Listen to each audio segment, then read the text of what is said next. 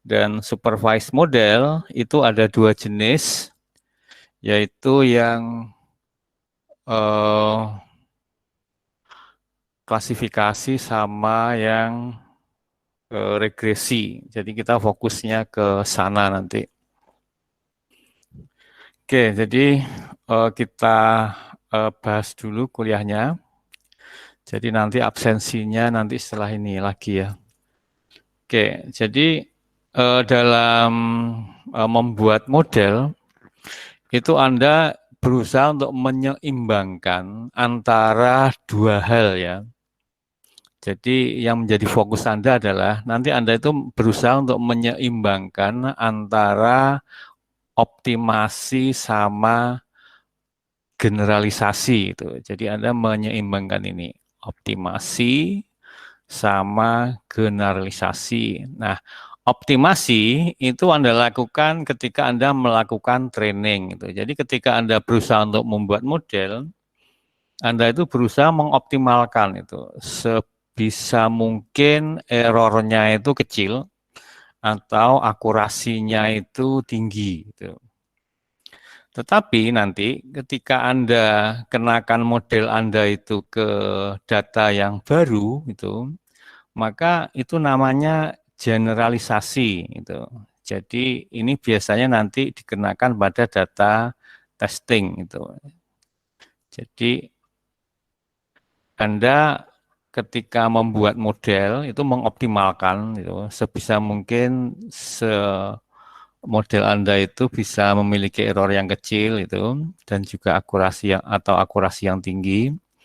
Tetapi ketika Anda mengoptimalkan itu kadang-kadang nanti efeknya ke generalisasinya itu rendah itu. Jadi ketika diterapkan pada data testing itu ternyata akurasinya tidak setinggi ketika dihasilkan saat training itu.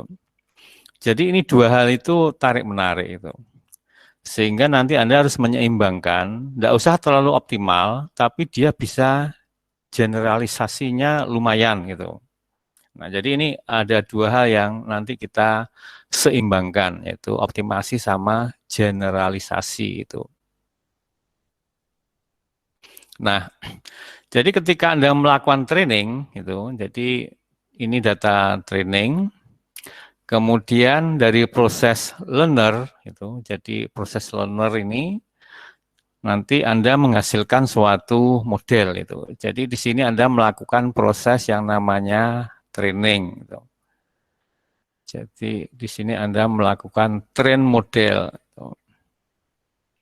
Nah, di sini Anda berusaha untuk membuat akurasinya itu tinggi itu atau errornya kecil itu. Nah, kemudian modelnya itu nanti dikenakan pada data testing itu. Jadi ini adalah tes model itu.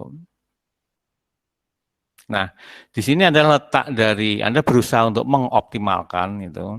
Nah, tapi di sini nanti Anda akan mendapatkan ini harus modelnya harus bisa general gitu. Jadi seperti itu.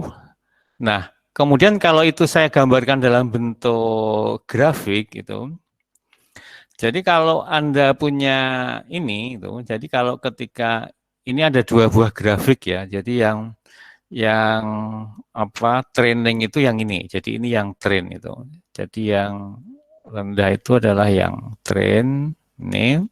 Kemudian yang ini yang apa garisnya agak besar patah-patah ini adalah ini kita katakan validasi atau testingnya itu. Jadi ini data yang berbeda itu. Validate. Nah, di sini ketika Anda mendapatkan apa akurasi yang rendah ini, jadi ini adalah loss ya. Jadi kalau loss-nya itu tinggi itu berarti akurasinya itu rendah ini. Jadi di tabel yang di sini itu akurasinya itu masih termasuk rendah. Jadi loss tinggi berarti akurasi rendah. Kalau loss rendah berarti akurasinya itu tinggi. Nah, jadi ketika Anda melakukan training itu akurasinya rendah itu. Jadi ada dua hal di sini yang perlu kita perhatikan. Jadi ketika Anda melakukan train itu Kemudian di sini Anda melakukan tes itu atau validasi itu.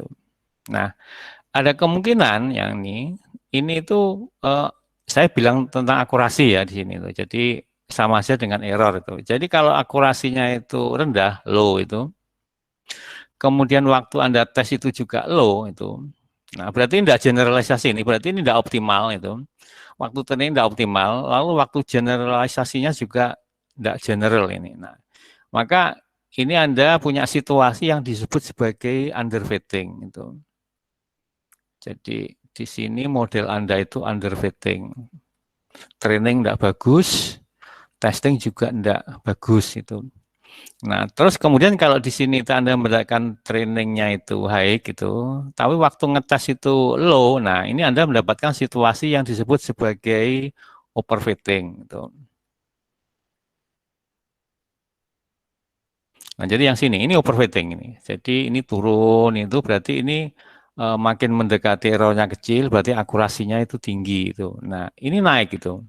Nah, ini disebut sebagai Anda mengalami yang namanya overfitting. Kalau di sini Anda mengalami underfitting itu.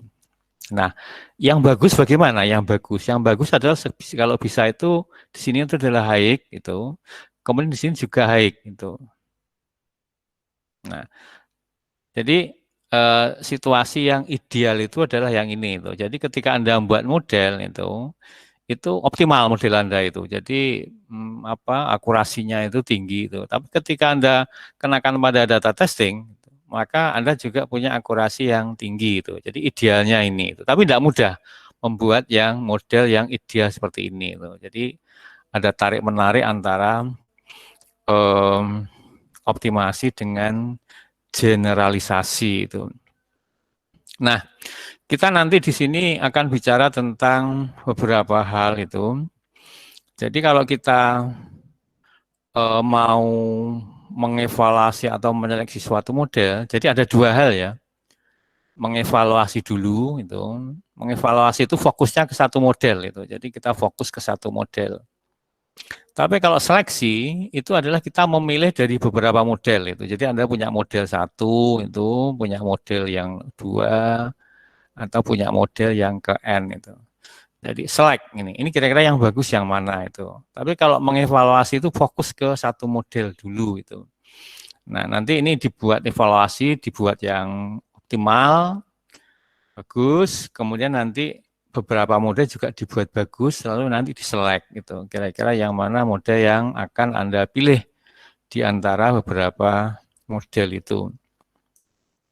Nah, ada tiga hal yang akan kita bahas, yaitu adalah kita melihat dulu metriknya itu. Jadi metrik yang kita gunakan apa nanti itu. Jadi nanti untuk klasifikasi itu kita akan menggunakan misalnya beberapa adalah akurasi, kemudian precision, itu, kemudian recall. Recall itu nanti namanya juga sensitivity ya. Sensitivity itu sama dengan recall atau specificity atau app measure itu. Itu metrik untuk klasifikasi. Lalu untuk regresi, ini karena hasil kelasnya itu numerik, maka yang biasanya digunakan salah satunya adalah mean absolute error atau mean square error. Itu. Relatif absolute error juga bisa, relatif square error juga bisa. Terus kemudian setelah kita tahu tentang metriknya itu, nah bagaimana cara untuk melakukan pelatihan itu. Jadi cara untuk pelatihan ini lebih fokusnya adalah bagaimana membagi data training. Jadi bagaimana kita membuat data testing sama data train itu.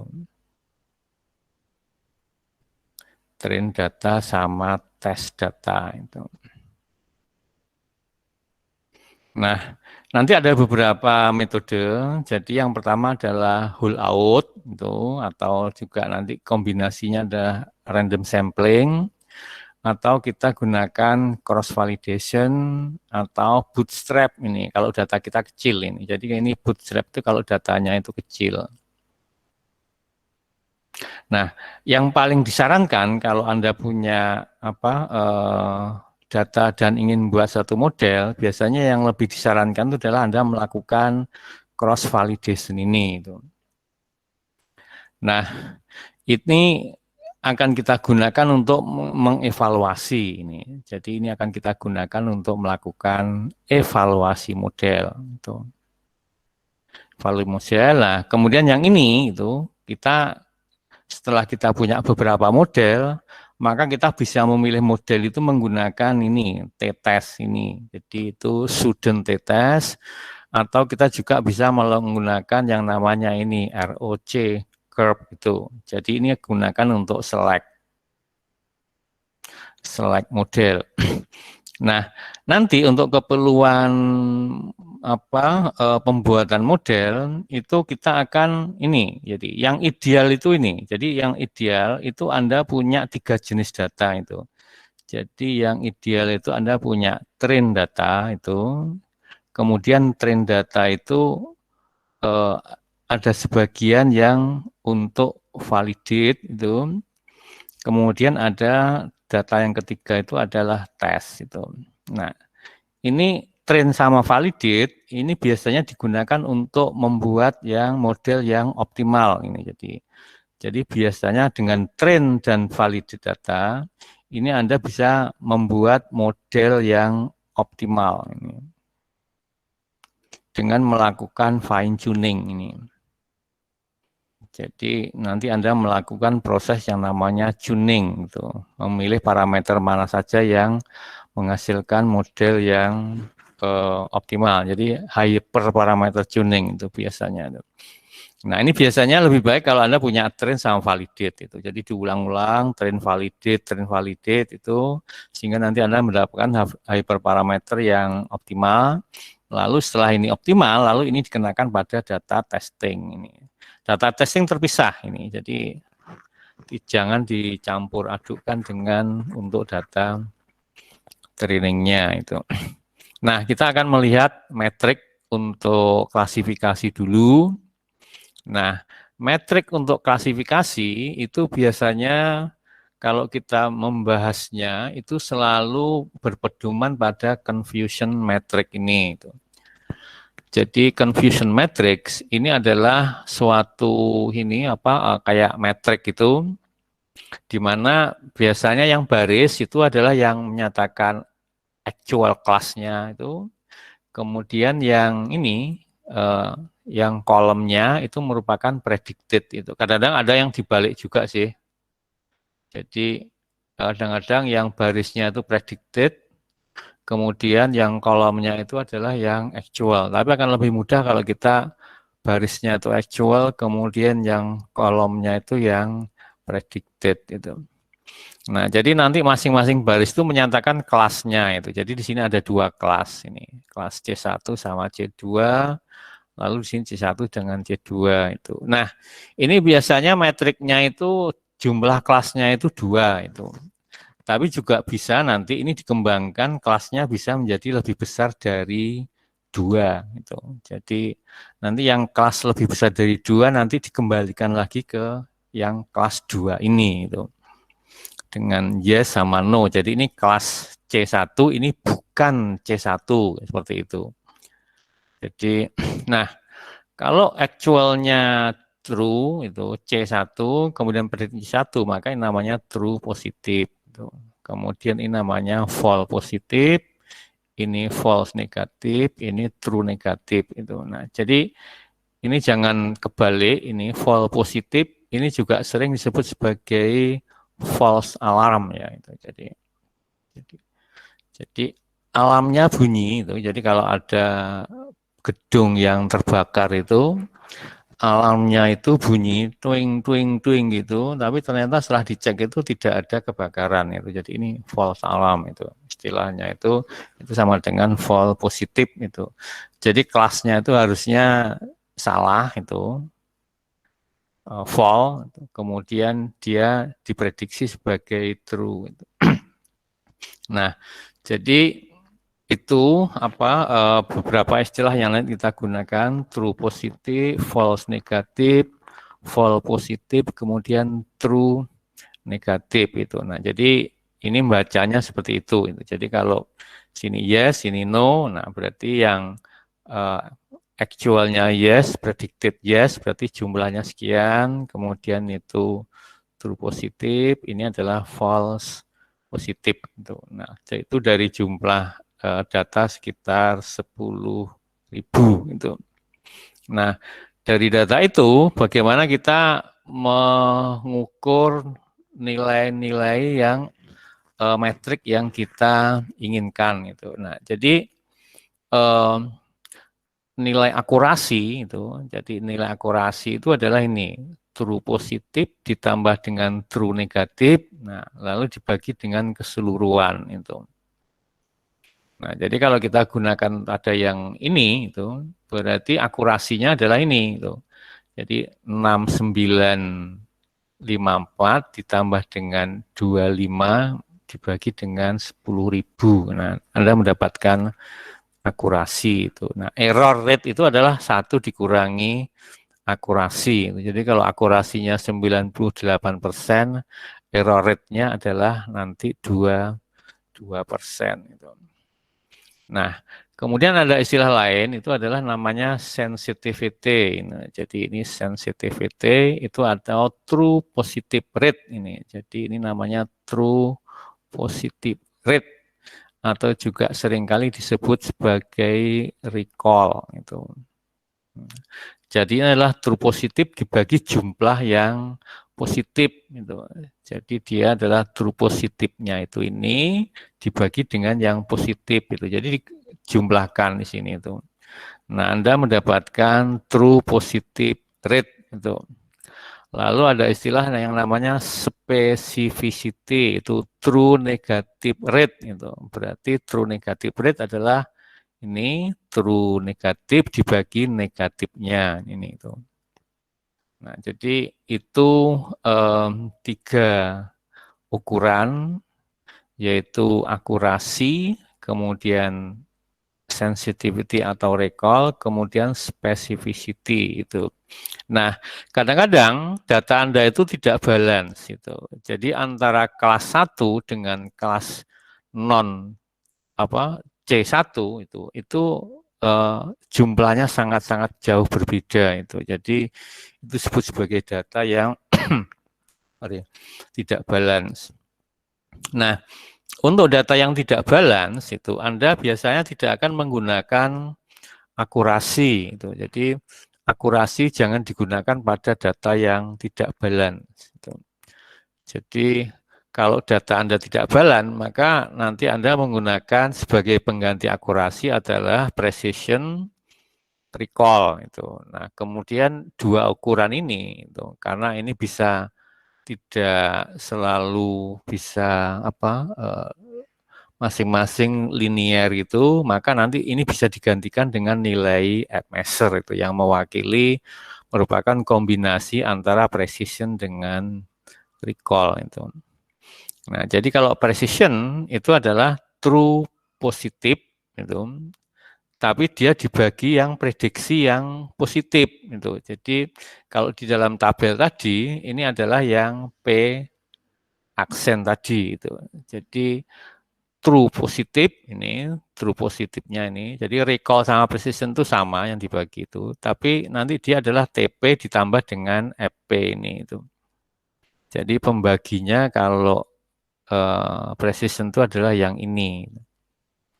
Nah, terus recall. Nah, recall tadi sudah itu. Jadi recall itu sudah sebagai true positive rate itu. Nah, kemudian kenapa kita menggunakan nilai F ini? Karena kadang-kadang model ini itu nilai precision sama recall itu tidak linear itu. Artinya bukan tidak linear, tidak selalu searah gitu. Jadi misalnya gini, ada model dengan ini, misalnya ini modelnya sama ya nih. Jadi ini model dengan parameter modelnya sama M. Kemudian juga model yang kedua itu misalnya double aksen itu. Ini modelnya sama itu, tapi parameternya beda itu. Nah, kemudian di sini ada nilai precision sama recall-nya itu. Nah, kadang-kadang nilai precision-nya di sini 80 itu. Kemudian untuk yang mode 2, ini recall-nya precision-nya misalnya 85 itu. Nah, tapi di sini misalnya recall-nya itu 90 itu. Nah, tapi di sini 75 seperti itu anunya itu. Nah, jadi kalau kita hanya melihat pada precision itu, maka ini yang tinggi itu.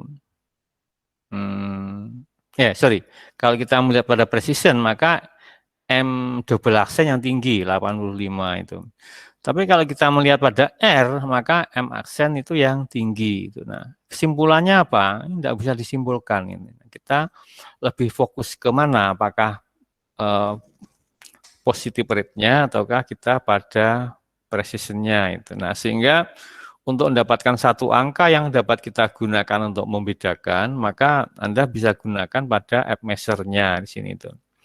Di mana app measure itu gabungan antara precision recall, sehingga nanti dihitung, nah Anda bisa membandingkan itu. Nah, jadi nanti dari sini Anda bisa mendapatkan nilai, dari sini Anda mendapatkan nilai app itu, app untuk aksen, lalu dari sini Anda juga bisa mendapatkan nilai app untuk yang model double aksen itu.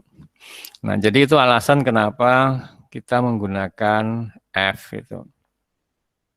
Nah, ini beberapa satu contoh itu. Jadi di sini adalah true positifnya 90, 210, kemudian ini fall positifnya 140. Nah, di sini Anda dapat menghitung nilai sensitivity-nya. Jadi ini adalah nilai recall-nya di sini tuh.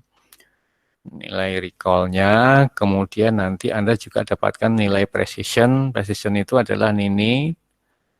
Precision itu adalah 90 dibagi 230 ini. Lalu recall itu 90 dibagi dengan 300 ini. Nah, kemudian nanti specificity itu adalah yang true negatif itu. Jadi itu adalah ini true negatif dibagi yang negatif, jadi dibagi yang ini itu. Jadi model Anda itu dalam ini true positive rate-nya itu rendah ini itu, tapi true negatifnya itu sangat tinggi di sini. Ya ini tidak heran karena Anda data negatifnya itu cukup banyak di sini itu. Jadi itu cara menghitung akurasinya itu ini itu. Nah, tapi akurasi ini enggak kurang cocok ini karena akurasi itu banyak dibantu oleh yang ini itu. Jadi kalau Anda memprediksi selalu ini aja nanti tinggi akurasinya itu. Jadi model ini kurang bagus itu. Jadi apa recall-nya rendah itu. Jadi akurasinya tinggi tapi recall-nya rendah karena dia tidak bisa prediksi yang positif itu. Bisanya hanya yang negatif itu. Jadi kalau Anda punya model seperti ini, ya udah, pokoknya setiap ketemu negatif, negatif, negatif itu maka nanti akurasinya pasti tinggi. Oke, nah lalu ini tadi yang measure untuk klasifikasi itu. Nah sekarang measure yang untuk regresi itu. Jadi kita melihat pada nilai errornya itu. Nah jadi kalau saya punya suatu data itu, maka nilai aslinya itu adalah Y ini, lalu ini adalah nilai prediksinya. Itu berarti ada error di situ. Nah, errornya adalah ini. Itu. Jadi harga mutlak error atau bisa juga di-squarekan. Itu. Nah, ini untuk satu data. Itu. Tapi kalau Anda ngitung suatu model, maka ya Anda tidak hanya menggunakan satu data. Itu. Jadi menggunakan gabungan dari semua data testing. Itu. Nah, sehingga di sini adalah dibagi dengan D itu. Nah, jadi D itu merupakan jumlah data tes ini itu. Jadi D itu adalah jumlah dari data tes. Bukan data train ya, di sini data testing. Oke, itu rumusnya min absolute error, hanya Anda ambil absolutnya saja. Terus kalau nanti Anda min, ya square, ya berarti ini Anda kuadratkan. Gitu. Nah, kalau absolut, nah absolut itu dibagi ini. Jadi ada pembaginya itu. Kemudian kalau relatif sama, ini juga ada nilai pembaginya itu. Jadi ini Y, ini adalah min ini. Jadi ini adalah min dari datanya itu. Jadi ini selisih terhadap prediksi, lalu ini selisih terhadap min dari masing-masing datanya itu. Oke, jadi itu measure yang untuk apa? Metrik untuk klasifikasi maupun untuk regresi itu. Nah, kemudian bagaimana cara kita membagi antara data training sama data testing itu. Nah, jadi saya katakan idealnya kita itu punya 3 data itu. Jadi idealnya adalah ada 3 data itu yang terpisah itu. Jadi data train itu saya ulang lagi, kemudian data validasi, kemudian data tes itu. Idealnya ini itu. Tapi kalau Anda pakai whole out ini, nah ini Anda tidak punya 3 data ini. Jadi kalau whole out itu Anda hanya menyediakan 2 buah data itu. Jadi kalau Anda pakai metode whole out itu data Anda ini, maka Anda hanya membagi ini sebagai train itu, kemudian ini sebagai tes itu. Jadi Anda train pakai ini, lalu nanti modelnya diteskan di data ini, itu testing. Lalu nanti diubah parameternya itu, lalu teskan ke sini lagi, ubah parameternya, teskan ke sini lagi, terus seperti itu. Nah, jadi ini berkali-kali diulang itu supaya Anda dapatkan model yang optimal itu. Jadi parameternya diubah-ubah itu. Nah, kemudian variasinya itu adalah random sampling ini itu. Jadi ini variasi dari whole out itu. Jadi di sini Anda mengulang sebanyak K kali itu, lalu nanti rata-ratanya itu akan dibuat rata-rata itu. Jadi Anda ngambil sampling itu. Jadi itu merupakan variasi dari jadi sampling training, kemudian nanti Anda dapatkan testing itu. Lalu sampling lagi, kali lagi dapatkan itu. Tapi membaginya tetap train sama tes. Gitu. Nah, terus kemudian yang sering digunakan dan disarankan itu adalah cross validation itu. Nah, kalau cross validation maka ini ditetap. Nah, ini yang dibagi ini. Jadi data trainnya itu dibagi. Yang data train itu dibagi menjadi tergantung dari jumlah K-nya itu. Kalau K-nya itu 4, nah berarti ini ya dibagi jadi 4. Nah, bagi jadi 4, sehingga nanti Anda mengulang percobaan sebanyak 4 kali. Itu. Jadi, sebisa mungkin ini nanti dibuat yang stratified ya. Itu. Jadi, disarankan kalau Anda melakukan cross validation itu yang stratified ini. Apa maksud stratified? Maksud stratified itu ya di masing-masing ini itu jumlah kelasnya itu proporsinya sama gitu. Jadi jangan sampai berbeda itu. Jadi kalau di data training aslinya misalnya itu, data train itu misalnya C1-nya itu adalah 60% itu. Kemudian C2 itu juga total 1% berarti 40% itu. Maka di masing-masing ini, di masing-masing partisi ini, itu jadi di D1, kemudian di D2, sampai D4, ini proporsinya juga sama ini. Jadi di sini C1-nya itu juga 60%, kemudian C2-nya itu juga 40%. Gitu. Di D2 juga seperti itu. Nah, jadi nanti Anda melakukan percobaan sebanyak 4 kali, lalu dia ambil 3 partisi untuk training, itu, lalu 1 partisi untuk validasi. Jadi bukan testing ya istilahnya itu. Jadi sini nanti namanya yang 1 itu untuk validasi, itu. Sehingga namanya itu adalah cross validation sini itu. Nah, karena kita akan membagi itu menjadi persentasenya itu sama dan satu bagian itu setiap iterasi kita gunakan untuk melakukan validasi itu. Nah, kalau data Anda sedikit, Anda bisa menggunakan leave one out ini. Itu. Jadi leave one out itu full-nya itu ya sejumlah data itu. Jadi kalau leave one out, misalnya Anda punya 10 data itu, berarti trainingnya itu ya nanti K-nya itu sama dengan 10 kali itu. 10 kali. Nah, berarti Anda 9 untuk train itu, lalu 1 untuk validasi itu. Lalu terus itu diputar itu. Jadi yang 1 ini diputar. Jadi Anda karena data Anda itu kecil gitu.